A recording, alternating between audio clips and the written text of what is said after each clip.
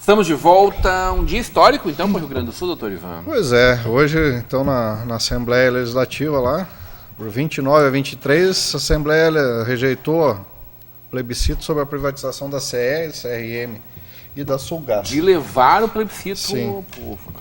Que barulho. Inclusive, eu ouvi uma entrevista, parte de uma entrevista hoje. A CE a gente sabe que ela é deficitária, a gente sabe que parte da CE, né, que a CE é dividida em duas, mas a Sulgás ela não é deficitária, né? A Sulgás ela é uma empresa que gera lucros para o Estado. Mas segundo o deputado Lucas Redecker, que foi responsável pela Secretaria de Minas e Energia, ela renderia mais ainda ao Estado se ela não fosse Pública. se ela fosse privada. Privado. Acredito, porque o investimento na esfera privada Aí ele é muito a gente mais viu a importância dela agora. Fácil o investimento na esfera privada, assim como se parte da CE, que é a deficitária, que não é a de distribuidora, ela é dividida na distribuidora e na transmissora, né? Uma que transmite e a outra que faz a distribuição. A que faz a distribuição, se não me engano, ela é deficitária. Todo investimento que é privado ele é muito mais fácil. Mas ela carrega um déficit histórico. Histórico muito grande. E também uma falta de investimentos muito grande. Não se consegue, se tentou fazer com a União uma transferência da CE para a União, né, em troca de não é permitido. Não é permitido em vista desse plebiscito. Tem que passar pelo plebiscito. Mas, Ivan, o governo teve 3 anos e meio, não foi 3 meses e meio. Foi um erro muito grande do governo Sartori. A lei não é ter clara, o isso. plebiscito tem que ser em anos ímpares, não Exatamente. em anos de eleição. O governo fez para mudar tudo. Eu acho que em vários momentos andou dentro da Assembleia mais devagar do que deveria.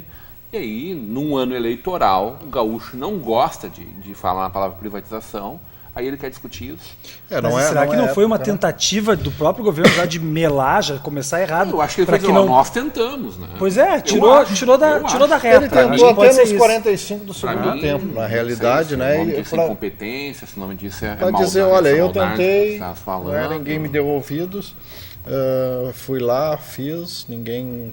né, me ajudou, a Assembleia não me ajudou. Ele perdeu, vamos dizer assim, boa força que ele tinha da base, né, na Assembleia. Agora é ano de eleição, a base se dividiu, a base do governo se dividiu na Assembleia. E, infelizmente ele não levou, e ele sabia que não ia levar. Só que é assim, como mas já novo, tinha encaminhado. Né, de novo. PDT, o PP, ficaram 3 anos lá. Período pré-eleitoral. Vambora. A postura do PP sempre foi fiel ao governo, né? Pois é. Nunca saiu não deixou de votar contra. Exatamente. Mas tudo tem um seu limite, né, Rodrigo? Tudo tem o seu limite e isso já tinha sido avisado pelo próprio PP ao governo Sartori de que já não adiantava mais. Só que isso já estava trancando pauta na Assembleia. Sim. E isso precisava ser votado hoje de qualquer maneira, até para destrancar essas pautas e a Assembleia poder trabalhar tranquilamente e votar os outros projetos que estavam lá. Mas enfim, infelizmente, ou felizmente, né, eu acho que foi, vamos dizer assim, perde o Rio Grande, porque eu acho que já está na hora de algumas empresas serem privatizadas, assim como outras já foram, e que a gente tem hoje provas disso, que se nós não tivéssemos privatizado CRT, hoje ainda nós estaríamos escravos de telefonia, né? Hoje evoluiu muito, a gente tem provas disso, né? Eu acho que tem outras empresas também que não tem que estar... Nós temos uma das tarifas mais altas do mundo, né? Bom, mas isso não é no Rio Grande do Sul, né? Isso é no Brasil todo, né? O nosso sistema de privatização ele continua falho. Exatamente, mas o problema não Entregamos por um preço de banana sempre. Exatamente, mas o temos problema um retorno muito pequeno, né? O modelo de privatização que se faz no Brasil. Né? Isso aí é que nos prejudica, né? Porque é o levar a vantagem. Infelizmente é assim. Essa questão da tarifa mais alta é relativo também. Na última vez, para 30 dias, eu paguei $60 para ter internet e ligação ilimitada dentro da Flórida. Né? Para um número. Peguei um número, paguei $60, 60 $240. E a internet, caro. Mas... Não, a internet, a velocidade, não é a questão da comparação de tecnologia. E a ligação caía toda hora, Márcio? Olha, alguns duas lugares coisas lá, que é que o alguns usuário lugares não têm aguenta, limitação né? de uso. Por exemplo, dentro de aeroportos tu não consegue realmente falar, mas é porque eles colocam limitação de uso, etc, né? Mas realmente, funciona bem. Eu não uso a ligação em si, não uso mesmo, a não ser para ligar para algum lugar lá de dentro dos Estados Unidos, mesmo para um restaurante, alguma coisa, ver se tem lugar, mas uso muito pouco. Agora, a questão do valor, eu acho que nós estamos num valor alto. No somatório é alto, né? Mas tu pega um plano empresa por unidade, não média. é. Exatamente. Não é alto, nós temos Né? a média. Em média, O que- 7 vezes. Estados Unidos, 7 vezes mais barato que o Brasil, a média. Não, mas Não, eu, mas A eu- média de eu- consumo mas- é essa. eu compro lá. Mas Não, perfeito. ele Eu acabou consumo, de. consumo, Ele é uma consumo. prova 60 viva que nós dólares, temos aqui, que não é um Foi mês. dados da Folha de São Paulo, não sei exatamente É do que estamos aí falando. também, assim, depende o plano, né, que tu vai misturar. Exato. Né? Depende do plano que tu vai misturar. É a mesma coisa, que se tu comprar, ele estava entrando nessa seara. Se tu vai comprar um plano empresarial aqui hoje, dependendo do número de aparelhos, do número de linhas que tu tem, tu vai conseguir um preço muito abaixo do que se tu tiver um plano particular. É um plano Um pré-pago. plano esse, né? família. Não, esse que eu peguei é o pré-pago. Claro que o pós-pago lá é mais barato O também. teu telefone saiu funcionando normalmente lá? Lá, É. mas daí ele custa caro. Ele me custa R$30 por acionamento, daí vale por um dia. Né? Entendi. Tu aciona naquele dia, aí tu tem o 4G deles e ele vale por 24 horas. Se daí depois usar, dispara mais R$30. Então, claro, é vantagem pagar $60, pega o chip que vem junto, bota no telefone, bota aquele de roteador para a família, todo mundo que estiver comigo vai usar a mesma internet. Isso aí é vantagem. Claro que, se tu for pensar em dinheiro a um por um, eu estou fazendo conversão. Não é o certo fazer conversão. Né? O que acontece? São 60 dinheiros, independente da moeda, para tu ter ilimitado. Aqui tu não consegue, por 60 dinheiros nossos, um plano ilimitado como o deles. Se for considerar nesses termos, lá é muito mais barato. Agora, se for considerar em termos de preço internacional, não é tão mais barato assim, embora a qualidade lá seja absurdamente superior. Isso não tem como Fábio, negar. experimentou telefonia móvel nesses lugares? Sim. Chegando em Madrid, já a gente comprou um chip de lá, com internet, válido. Na verdade, ele era válido para 15 dias, a gente ficou só uma semana, então não se utilizou tudo, mas o 4G funcionando perfeito. Se não me engano, a gente gastou 15 euros. 45, 60. É, isso, funcionando perfeito, mas aí a diferença é que tu Telefonia sai... junto, Fábio? Sim, um pouco, mas que eu acabei não utilizando, não me interessava pra gente, mas tinha alguma coisa assim. Mas a diferença é que tu sai com um bom atendimento da loja lá, sai funcionando o telefone. Aqui, às vezes, mesmo tu querendo comprar algum serviço, algo a mais, é difícil até isso, né? E acho que aqui, na verdade, o que acaba acontecendo é que as operadoras são um pouco cobradas, assim como não só de telefonia, mas de qualquer outro serviço. Fiscalizadas, né? Eu acho que a fiscalização, a agência reguladora é uma piada aqui, né? Para tudo isso. É um cabide de emprego. Para energia elétrica, para telefonia, para pedágio, é tudo só para... Nem para inglês ver, porque eles nem conseguem ver nada. Doutor Henrique, essa discussão toda nasceu da gente falar em privatização, essa palavra maldita para muitos gaúchos aí, e que resolve em eleições, né? Nos últimos anos vem resolvendo eleições, de um lado ou de outro. Uma coisa que me incomoda muito no debate sobre privatizações aqui no Brasil é que geralmente se inicia um debate sobre a privatização desta ou daquela estatal através da seguinte análise. Ela dá lucro ou ela está no vermelho? E daí eu já preciso, senta aí, vamos recomeçar a conversa, porque me parece que há uma má compreensão sobre qual é o papel do Estado, que não é o mesmo de uma empresa da iniciativa privada. Até empresas da iniciativa privada são acostumadas a fechar 1 ano, 2 anos, às vezes mais do que isso, no vermelho, porque isso é parte de um processo. Agora, uma empresa na iniciativa privada, ela existe para dar lucro. Ela não existe para promover a felicidade mundial, ela não existe para deixar as pessoas felizes, ela não existe para ser fofa, ela existe para ser lucro. Se no meio desse caminho ela conseguir fazer algumas dessas outras coisas, tanto melhor. Mas ela existe para dar lucro. Ela pode ter 1 ano deficitário, 2 anos deficitários, mas uma empresa não pode ser permanentemente deficitária, porque senão ela é um fracasso em toda a linha. Isso é uma lógica Não tem absolutamente nada de errado nisso. Isso é uma lógica própria de uma empresa dentro do contexto da iniciativa privada, dentro do contexto do capitalismo. O Estado não tem esse mesmo papel. Uma empresa estatal existe para prestar um serviço público. Ou seja, nós temos que analisar o custo-benefício dela. Uma empresa, por exemplo, como a Carris, sabe que a Carris fechou o ano no vermelho. Bom, mas ela não existe para ter lucro. Ela existe para fornecer um serviço para a população. Claro que ela existe, né, num contexto capitalista, ou seja, você não pode ter uma empresa estatal que dá prejuízo, prejuízo, prejuízo e prejuízo cada vez maior porque se torna insustentável. Ela precisa ser gerenciável e administrável, mas a função primordial da existência dela não é dar lucro, é prestar um serviço público de qualidade. Mas, Henrique, então é preciso avaliar uma questão de custo-benefício. É a exigência da União de que ela atinja as metas de faturamento e as metas não é de faturamento, né? Universalização de serviços. Exatamente. Mas de dentro disso ela tem as metas de faturamento, ela tem as metas de atingir de distribuição de energia, ela tem todas umas metas que isso é em nível da União, e aí entra a agência reguladora que exige também esse tipo de coisa. Então não é a questão somente de faturamento, ela está no vermelho em tudo. Mas esse é um porque caso. ela não tem condições mas esse de é um fazer caso, o investimento. esse é um caso específico.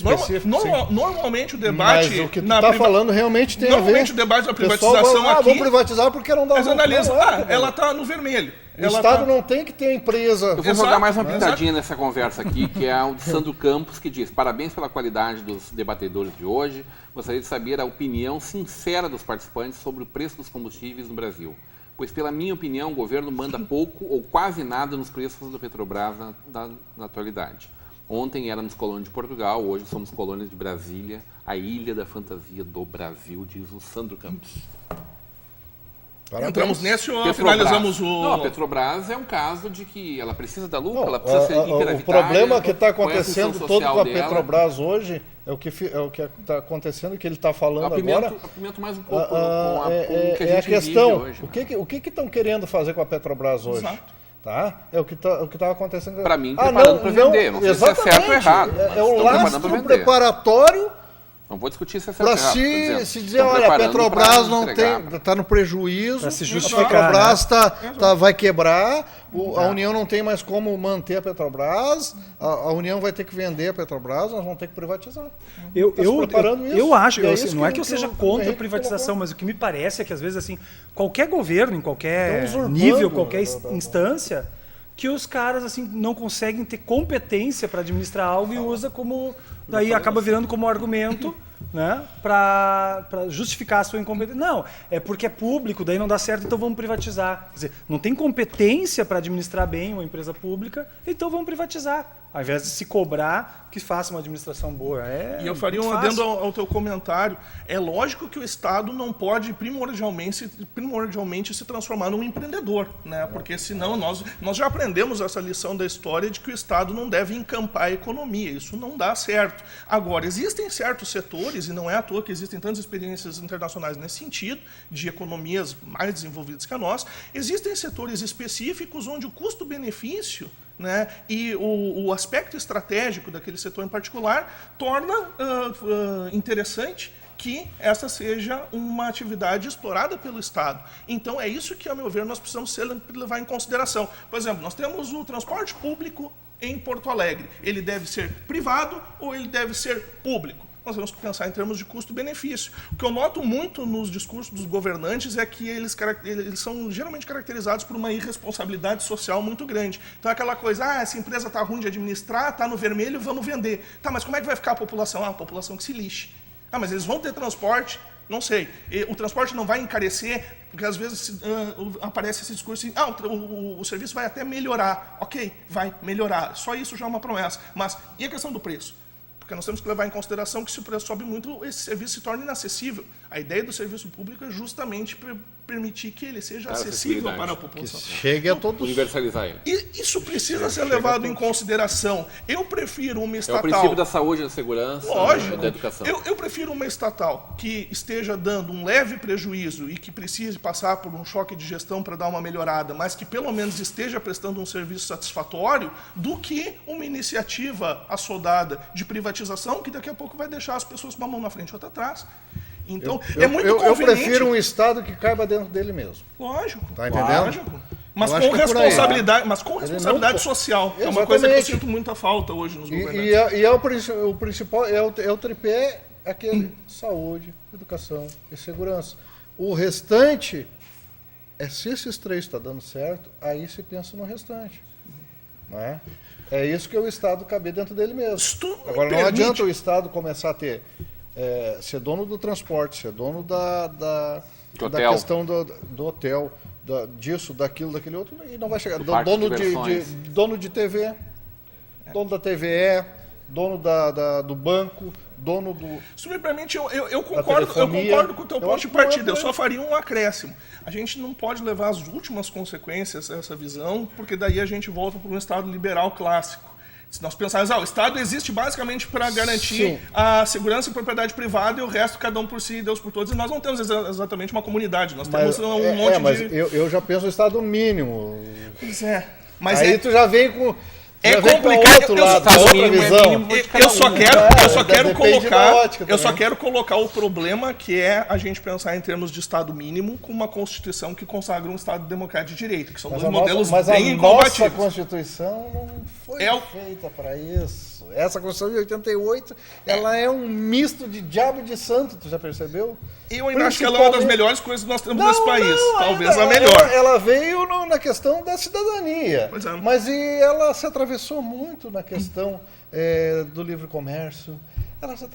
Mas é uma característica do Estado brasileiro essa, né? Tu mesmo citou antes aqui, né? A questão de como é que tu vai me botar aqui o juros. Mas lembrando que esse artigo caiu, né? Não é à toa que a gente teve aí 95 emendas. Mas é uma das coisas que veio lá da Constituinte. Sim. Houve atropelos. Né? Houve. Doutor e Márcio. tantas outras coisas que caíram, né? Não, só com relação a esse ponto, bem rapidinho. A questão da iniciativa privada, ali voltando à questão da iniciativa privada, ou o público deve atuar dentro da empresa ou não, tem uma outra coisa. A iniciativa privada, se começa a batalhar 1, 2, 3 anos e é inviável, vai lá e fecha. No Estado não se consegue fechar, fica se pagando essa conta para sempre. Mas não era isso ali, o que eu quero é atender a demanda do telespectador ali, que pelo que tu falaste, era com relação ao preço do combustível, né? Com relação ao preço do combustível, falando, a minha opinião... A partir da mudança, segundo o governo, é interferência... sim. Mas eu acho que foi mais ali no sentido do que acha do preço, se é caro, se não é. É caro, como tudo nesse país é caro, por N coisas a mais discutida, carga tributária, etc. Mas ele é realista. Eu não concordo com o preço do combustível, acho um absurdo, mas ele é realista. Realista por 2 motivos. Primeiro, ele não pode ser subsidiado e estar disfarçado dentro de outros impostos como vinha sendo. Ele chegou num preço realista hoje, porque disse, olha, chega de bancar essa conta. Primeiro. Segundo, o sistema criado de distribuição faz com que ele fique muito caro também. Tu é obrigado a colocar o atravessador, que no caso é a distribuidora, tu não tem como fazer a venda direta e vem a Constituição proibindo a verticalização, quando todo mundo sabe que existe verticalização. As bandeiras são donas dos postos. Formalmente não são donas dos postos. Formalmente não são mesmo, mas quem manda no posto, quem bota preço no posto é a bandeira. Né? Então tu tem o bandeira branca, que o bandeira branca quando começa a querer vender um pouco menos, começa a diminuir a margem dele, o que os outros se fecham, vão lá e esmagam o cara, para o cara não conseguir, os outros baixam o preço para o cara não conseguir sobreviver num preço tão baixo, né? Então tu tem uma verticalização disfarçada. Eu vejo a Petrobras, e vamos começar com a Petrobras, que é uma empresa brasileira. Eu não entendi teu posicionamento. Tu és contra essa privatização? Do quê? Da Petrobras? Isso, totalmente. Nesse caso eu sou. Petróleo é nosso. Não é essa radicalização, o petróleo é nosso, porque isso aí foi uma venda ilusória, que foi vendido para vender outras coisas, né? Lá atrás.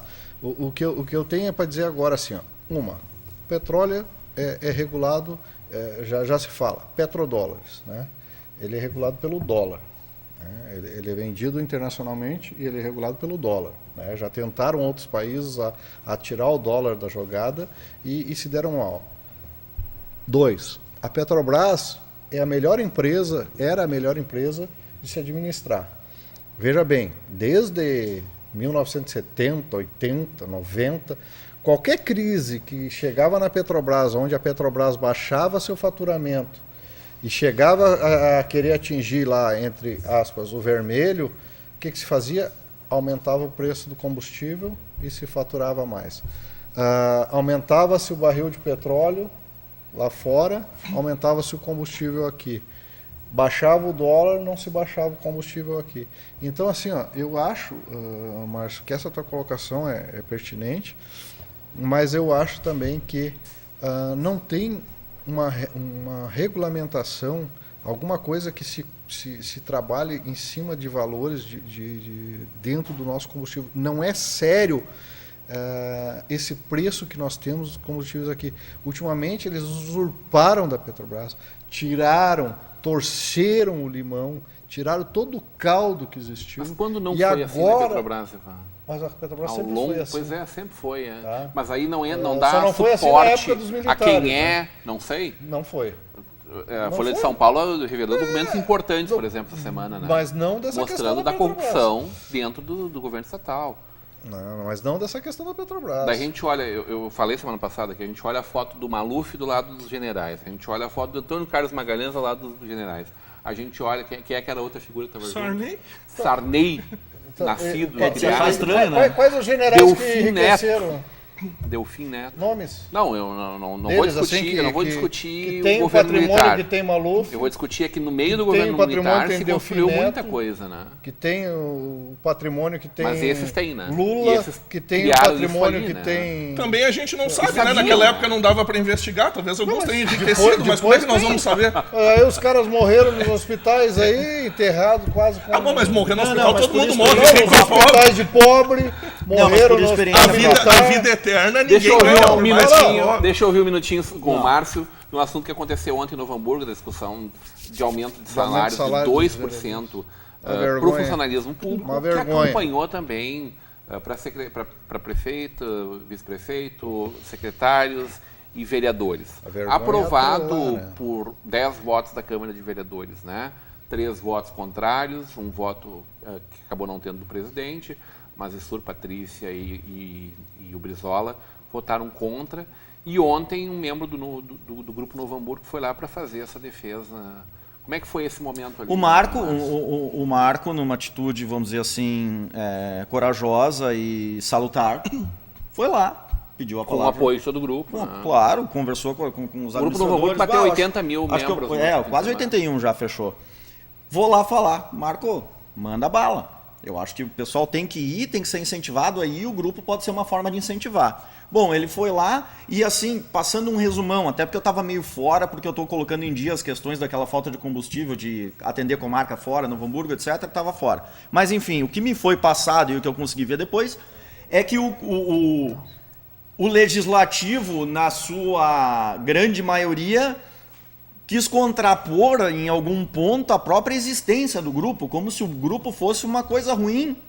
E me pareceu que isso é decorrente daquele currículo de cada um dos vereadores que está sendo colocado no grupo, que nós achamos apenas por uma questão de transparência que o cidadão que está ali no grupo poderia ter. E são dados públicos, são os dados do próprio vereador, nós só estamos colocando ali. Agora, se eles recebem crítica ou não recebem crítica ali dentro, isso é um problema do que cada um fez ou deixou de fazer enquanto estava lá, atuando em favor da comunidade. O grupo não disse nada, o grupo está lá. O fulano, este é o currículo. O cicrano, este é o currículo.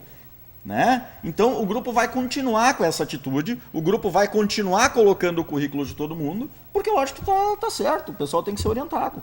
Tudo bem. Né? Já emenda teu ponto final, por favor. Meu ponto Tem aí, final, Cris Weidel, eu vou mandar um abraço, porque eu sempre prometo um abraço, não mando. Rudimar, da JH Imóveis, hoje de tarde ainda falou comigo e disse que olha o programa. Cláudio Lipe, da Marmogran, diz que olha o programa sempre. Meu tio Silmar também diz que olha um programa sempre. Ô, Então, seu grande Silmar, abraço. grande abraço, Do Paulo Silmar. Var, que eu já mandei antes, que eu também já tinha prometido. Silmar Tintas continua sendo a marca mais lembrada de Novo Hamburgo. Que coisa incrível. Incrível, a né? força Incrível. que essa empresa atingiu graças ao trabalho do seu Silmar, que emprestou seu nome à sua empresa. Teu ponto final, Ivan? O ponto final vai para todos os nossos telespectadores, agradecendo estar de volta na bancada agora das terças-feiras, uma mudança estratégica, com tanta mudança que a Vale TV tem, né? Mas esta aí, agora agradecendo aí ao Rodrigão, e estamos agora com essa nova bancada aí.